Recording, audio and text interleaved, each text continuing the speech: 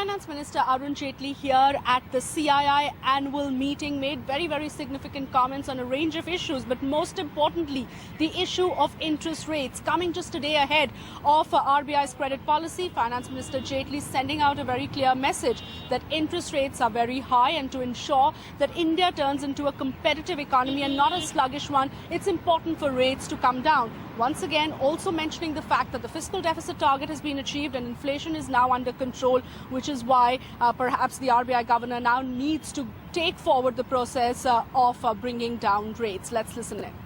In the process, you'll have deposit rates and lending rates which have in the long run to come down if the economy is to become more competitive. And therefore, the direction of the debate has to be matured enough as to what helps the interest of the country. And we'll probably have to communicate in simpler languages so that all this can eventually also mean cheaper rates at which you get your loans for houses, for your vehicles, for your education, and for other needs of the society.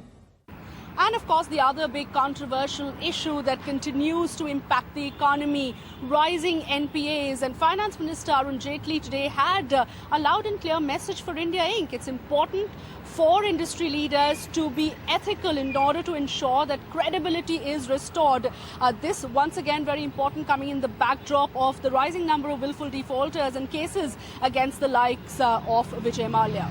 But I think the Indian industry is also fighting a major battle for its own credibility.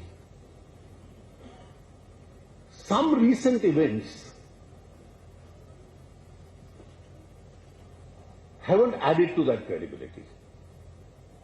And therefore, in this entire debate which is going on the non-performing assets, I'm quite conscious of the fact that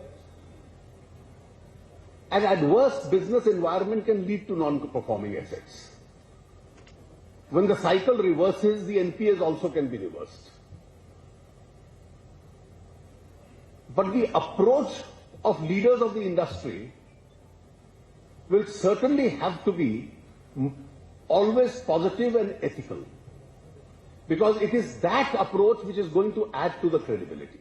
And finally, there was a clear snub for the Delhi government from the finance minister, especially on the issue of keeping gold out of the ambit of GST, where the finance minister hit out at the Delhi government saying that why do they tax items like mithai and even traditional food products and ask for luxury items like gold to be kept out of GST, because he believes that would take up the overall GST rate.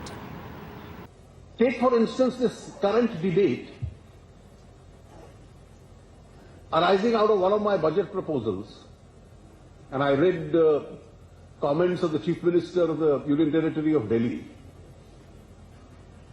that luxury goods like gold should not be taxed. But I'd welcome if Delhi in the first instance abolishes its own VAT on gold.